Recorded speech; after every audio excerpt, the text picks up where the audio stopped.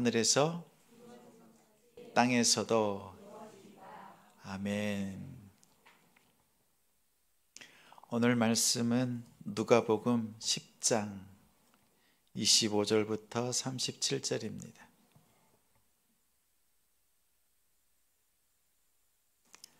신약 111쪽입니다. 누가복음 10장 25절부터 37절입니다.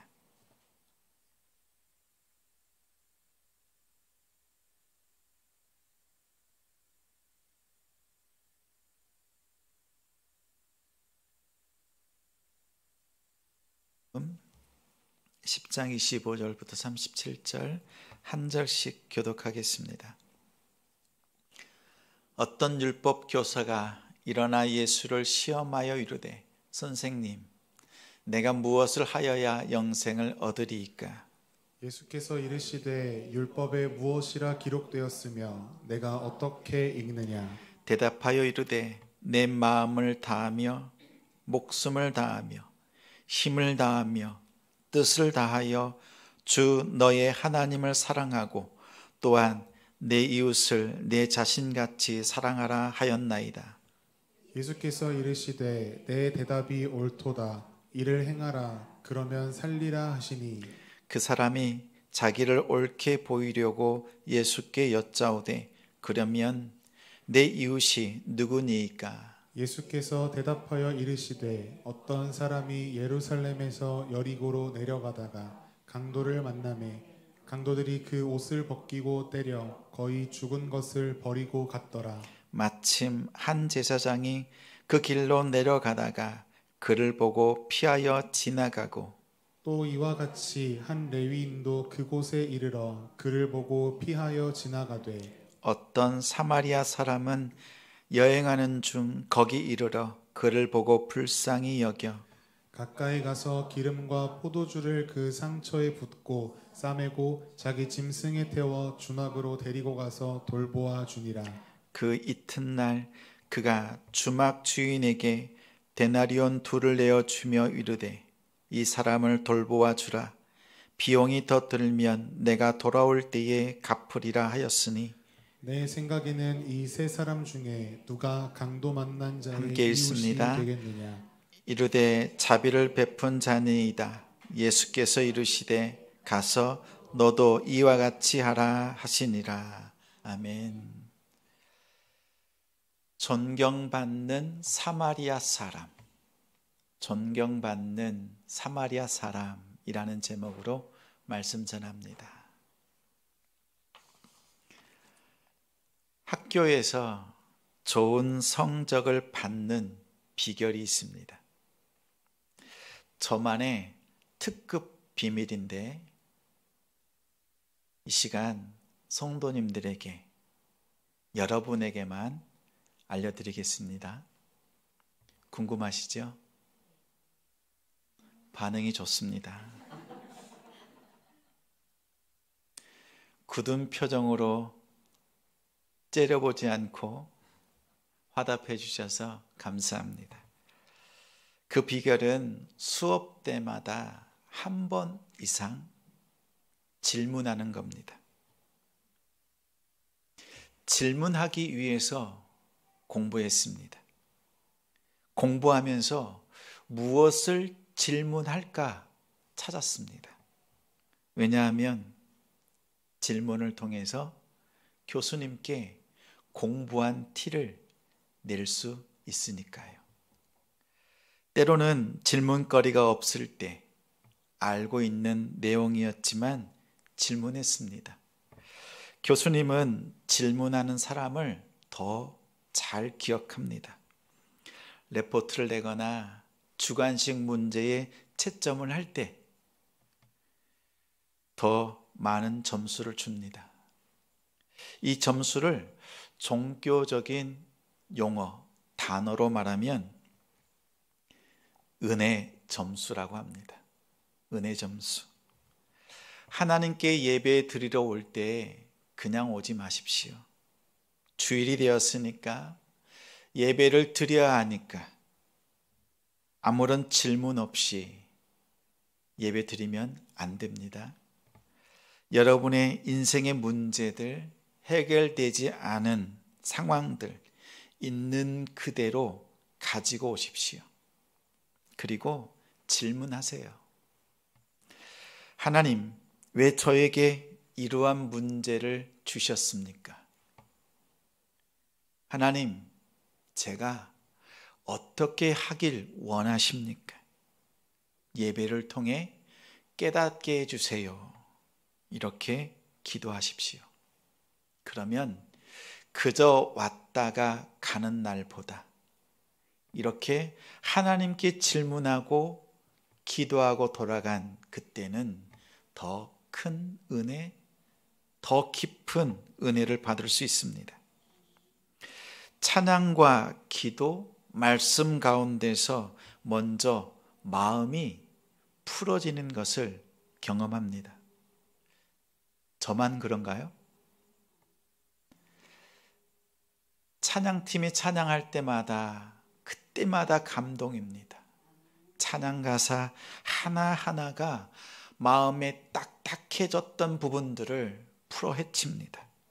말씀을 듣다가 해결할 방법 깨닫게 하십니다. 기도하면서 세상 속에서는 품을 수 없었던 그 고통과 아픔의 문제들을 이 자리에서는 품어낼 수 있는 힘을 공급받습니다. 다시 세상으로 들어가서 그 문제를 제끼고 멀리하는 것이 아니라 오히려 품고 감당할 수 있는 힘을 주십니다. 하나님 앞에서 여러분의 문제를 가지고 질문하고 기도하는 것을 반복하면서 응답받고 성장하고 성숙하게 됩니다. 예배 때마다 하나님께 질문하고 기도하는 성도들에게 하나님의 은혜 점수가 후하게 부어지기를 기대합니다. 오늘 본문에 인생의 질문을 가지고 찾아온 한 사람이 있습니다. 율법 교사입니다. 그는 율법 전문가입니다. 그는 율법의 창시자, 율법을 만든 예수님으로부터 쪽집게 강의를 듣습니다. 1:1 수업입니다. 오늘 중고등부 첫 예배를 드렸습니다. 오늘 몇 명 예배를 드렸습니까? 3명 예배를 드렸습니다. 우리 중고등부는 전도사님 1명, 교사가 3명, 학생이 3명. 학생보다 가르치는 사람이 더 많습니다. 이만큼 좋은 조건이 어디 있습니까? 1:1 수업을 받으려면 더 많은 수업료를 내야 하는데 우리 중고등부에는 학교보다 더 좋은 여건입니다. 생각을 조금만 바꾸면 상황이 다르게 보입니다. 열악한 예배의 상황이 아니라 지금이 특권이구나. 지금이 특권이라는 고백이 나올 수 있습니다. 율법교사가 예수님께 1:1로 질문합니다. 예수님, 무엇을 하면 영생을 얻을 수 있습니까? 어떻게 하면 구원을 받을 수 있는지 물었습니다. 예수님을 시험하기 위한 질문이었다. 본문은 말합니다.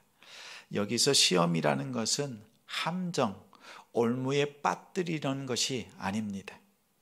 그저 진정성을 시험하다라는 뜻입니다. 율법교사는 예수님을 볼 때 자신과 똑같은 직종의 사람으로 보았습니다. 같이 율법을 연구하고 말씀을 가르치는 예수님을 바라보면서 정말 30대 초반의 약관의 나이에 말씀을 가르치는 그가 정말 율법을 제대로 알고 있을까? 사람들을 가르칠 만한 자격이 있을까? 그것을 검증하기 위해서 질문한 것입니다. 예수님께서는 고수였습니다. 그에게 답하지 않고 오히려 역으로 질문합니다. 네가 율법의 전문가가 아니냐? 율법에 무엇이라고 기록되어 있으며 너는 그것을 어떻게 이해하고 있느냐? 이렇게 물었습니다. 그러자 전문가답게 신명기 6장, 레위기 19장에 있는 말씀을 인용해서 두 구절을 합쳐서 27절에 대답했습니다. 화면을 보고 10장 27절 말씀 함께 읽습니다. 대답하여 이르되 내 마음을 다하며 목숨을 다하며 힘을 다하며 뜻을 다하여 주 너의 하나님을 사랑하고 또한 내 이웃을 내 자신같이 사랑하라 하였나이다. 예수님은 그래, 네 말이 옳다. 이를 행하라. 그러면 살리라. 이렇게 답하셨습니다. 율법교사는 깨달았습니다. 예수님을 시험하려고 했는데 오히려 자신이 시험당하고 있다는 사실을 알았습니다. 칭찬 아닌 칭찬을 들은 그는 자신의 의를 드러내기 위해서 질문합니다.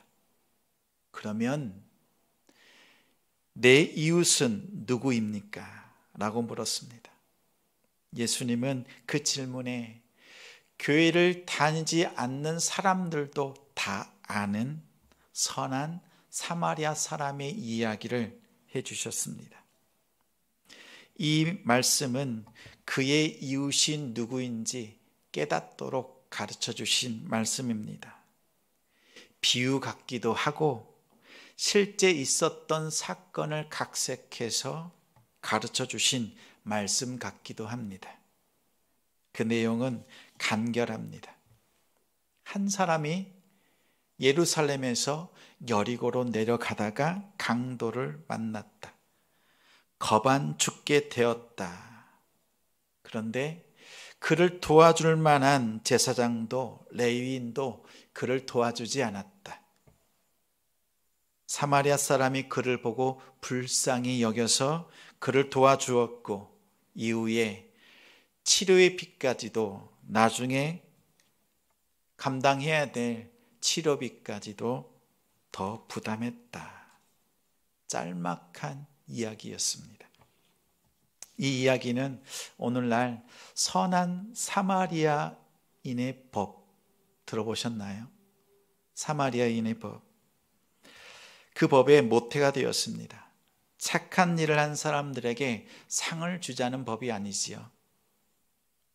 신체적 위험이나 공경에 빠진 사람의 생명을 구할 수 있도록 생존권을 확립하기 위한 법입니다. 예를 들어서 심폐소생술이나 응급처치를 하다가 상대방을 오히려 더 아프게 하거나 심지어 살리기 위해 힘썼지만 사망에 이르렀을 때라도 그 구하려고 했던 사람에게 형사상 또 민사상 법적인 책임을 지우지 않는 법을 말합니다. 그래서 고통당하고 어려운 가운데 있는 사람을 더 적극적으로 도울 수 있는 법안을 마련했습니다. 오늘 예수님께서 이 이야기를 하시는 이유가 무엇입니까? 사마리아인처럼 남을 돕는 일에 더 적극적으로 해라, 이런 말씀일까요? 사마리아인처럼 좋은 이웃이 되어주라, 네가 그런 이웃이 되라, 이런 말씀일까요? 예수님의 이야기 속에 사마리아인이 등장한 이유는 무엇일까요? 오늘 이 본문의 말씀을 다른 각도로 비춰봅니다. 이렇게 예수님께서 말씀하신 이유에는 특별한 이유가 있습니다. 율법 교사의 질문 속에서 그 이유를 발견할 수 있습니다. 율법교사가 이렇게 물었습니다. 나의 이웃이 누구입니까? 그러자 예수님께서 그 이야기를 해주시고 사마리아인의 이야기를 해주시고 난 뒤에 역으로 다시 질문하셨습니다. 강도 만난 자의 이웃이 누구냐? 이 두 질문을 가만히 생각해 보십시오. 나의 이웃이 누구입니까? 물었습니다. 예수님은 질문 같지만 답하셨습니다. 강도 만난 자의 이웃이 누구냐? 이렇게 물었습니다.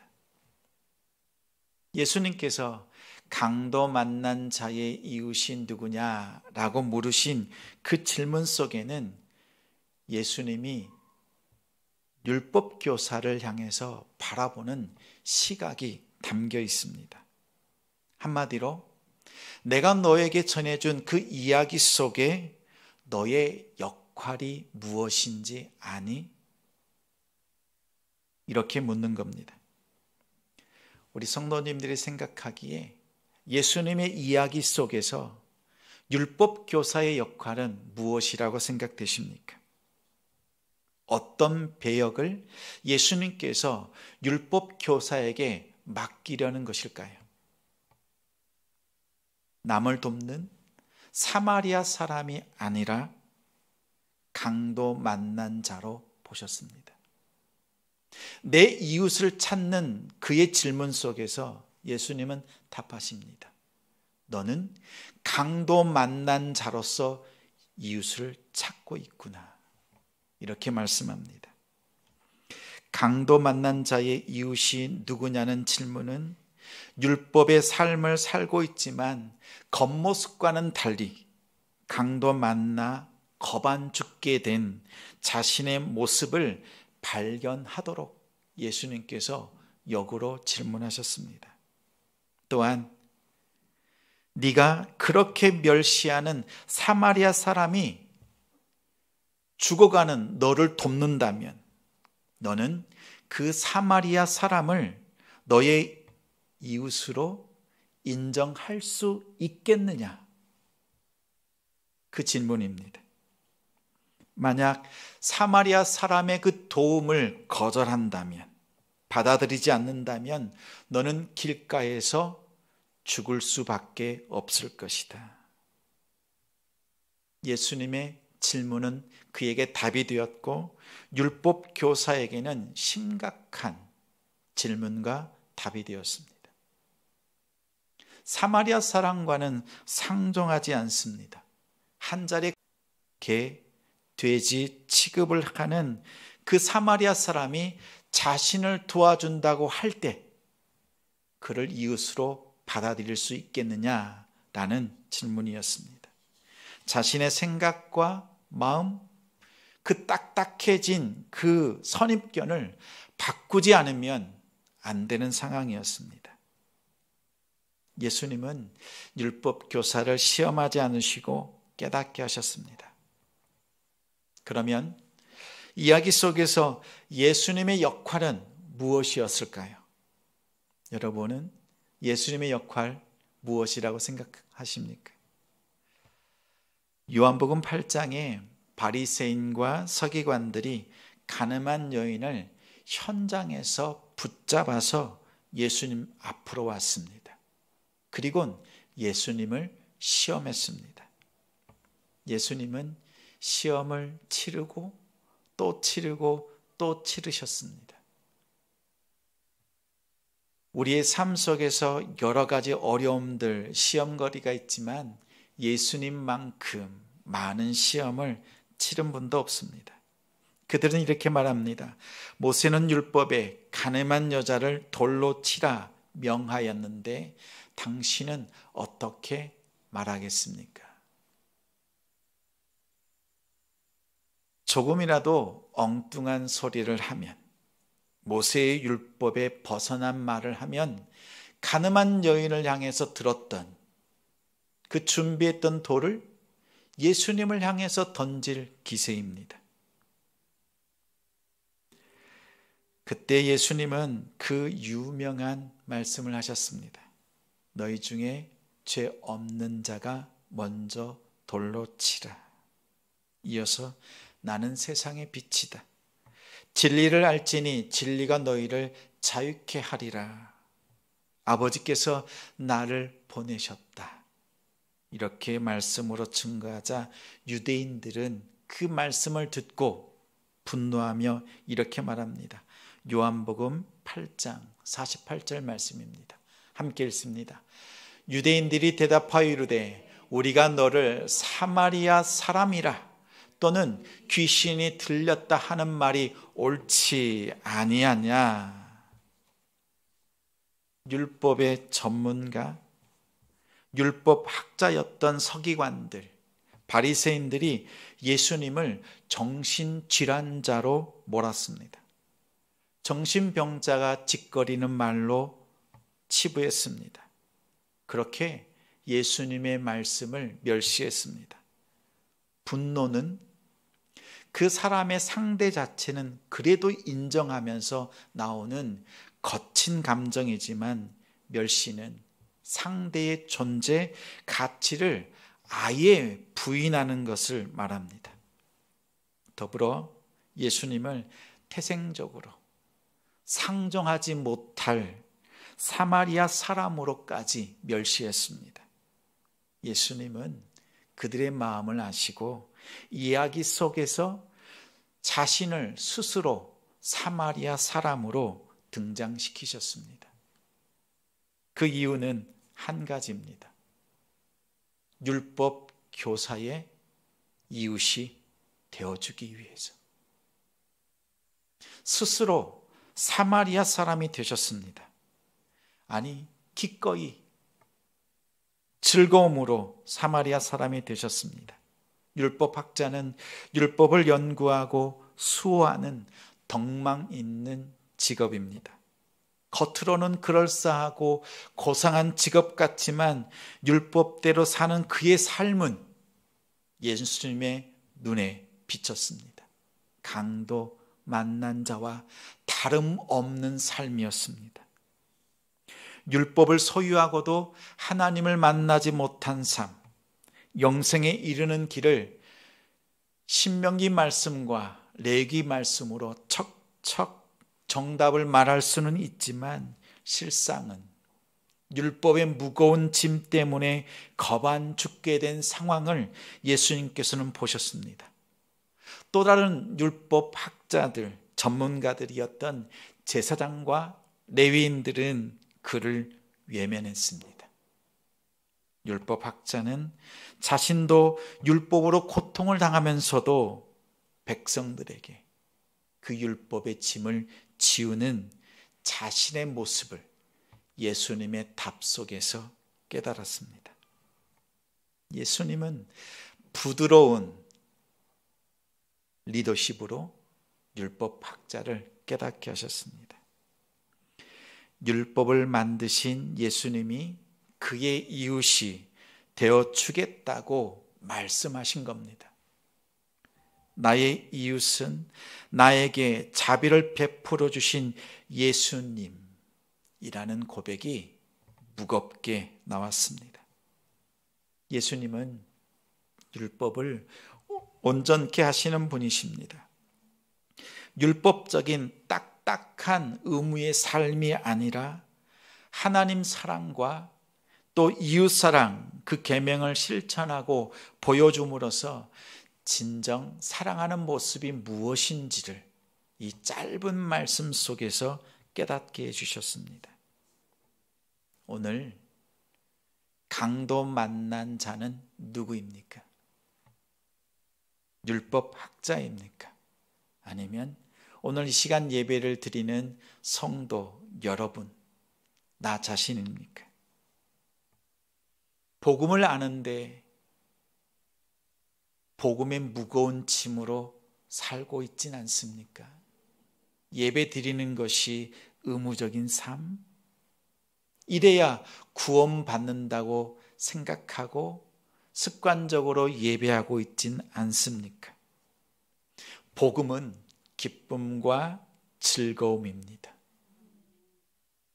그 기쁨과 감사와 은혜가 넘치는 예배의 삶, 여러분 이러한 삶 속에 살아가고 싶진 않습니까? 주님은 강도 만난 자를 곁에서 이웃이 되어 주겠다고 합니다. 여러분을 위해서 십자가에서 붉은 포도주와 같은 피와 물을 쏟으셨습니다. 여러분의 깊은 상처를 싸매시고 여러분의 죄를 용서하셨습니다. 심지어 앞으로 당하게 될 아픔과 고통과 그 죄의 모든 것까지도, 그 허물까지도 다 용서하신 분이 우리 주님이십니다. 사랑하는 성도 여러분, 잠시 생각해 보십시오. 여러분도 예수님을 만나기 전에는 예수를 무척 싫어했습니다. 예수 믿으세요 라는 그 말이 왜 그렇게 싫었는지 모릅니다. 예수 믿는 사람들을 미워했지요? 아닌 것처럼 가만히 계시니까 그랬지요. 도대체 이해되지 않는 사람들이라고 생각했습니다. 세상에서 가장 쓸데없는 일하는 사람들, 그렇게 예수와 예수를 믿는 사람들을 멸시했던 것이 조금 전에 우리의 모습이었습니다. 그러나 어느 날 여러분이 그토록 싫어하고 멸시했던 사마리아 사람의 모습으로 예수님은 다가오셔서 여러분의 상한 마음을 어루만지시고 품으시고 도와주셨습니다. 예수님께서 여러분에게 이렇게 속삭이셨죠. 내가 너의 이웃이 되어주마. 다른 사람들은 다 너를 무시하고 떠나고 피해서 지나갔지만 나는 너의 이웃이 되어주마. 주님께서 그렇게 말씀하셨습니다. 이 음성을 들을 때 우리는 무릎을 꿇을 수밖에 없었고 나의 가장 친한 친구이자 이웃으로서 예수님을 영접할 수밖에 없었습니다. 가만히 살펴보십시오. 저 멀리 있는 튀르키예 지진도 중요하지만 삶의 기반이 무너진 가까이에 있는 우리의 이웃들이 너무나 많습니다. 이웃이 없어서 강도 만난 사람처럼 거반 죽어 있는 모습으로 살아가고 있는 우리의 이웃들이 너무나 많습니다. 가까운 이웃들을 바라보면서 섬길 수 있는 우리가 되길 바랍니다. 그들은 가장 가까이에 있는 그들은 겉모습은 멀쩡합니다. 고상한 것 같습니다. 율법 교사처럼요. 그런데 실상은 가장 큰 어려움 속에 거반 죽어 있는 우리의 이웃들이라는 사실을 깨닫고 주님의 그 시각으로 바라볼 수 있는 우리가 되길 바랍니다. 여러분의 자녀, 사랑하는 남편과 아내, 가족들, 친지들, 이웃들, 그들을 향해서 주님의 시선으로 바라보고 그들 곁으로 다가갈 수 있는 우리가 되길 바랍니다. 여러분이 복음으로 섬기면 우리가 그랬던 것처럼, 여러분이 그랬던 것처럼 그들도 역시 거부할 겁니다. 단호하게 거부하고 싫어할 겁니다. 여러분을 사마리아 사람으로 취급할 겁니다. 그러나 예수님처럼 적극적으로 사마리아 사람으로 기꺼이 그 모습으로 다가가는 성도들이 되길 바랍니다. 그들이 지금 모를 뿐입니다. 먼저 우리가 하나님의 사랑을 알고 예수님의 십자가의 죽으심의 그 은혜를 아는 우리가 모르는 그들 곁으로 다가가서 이웃이 되어줄 수 있는 그러한 믿음의 사람들이 되어지길 바랍니다. 예수님이 여러분을 찾아오셔서 만나 주셨던 것처럼 여러분에게 부어주셨던 그 은혜, 여러분의 자녀와 남편과 아내, 가족들, 이웃들에게 가득 부어주시기를 소망합니다. 예수님은 스스로 사마리아 사람이 되셨습니다. 여러분도 예수님처럼 세상에서 섬김으로 칭찬받고 존경받는 또 다른 사마리아 사람이 되시기를 주님의 이름으로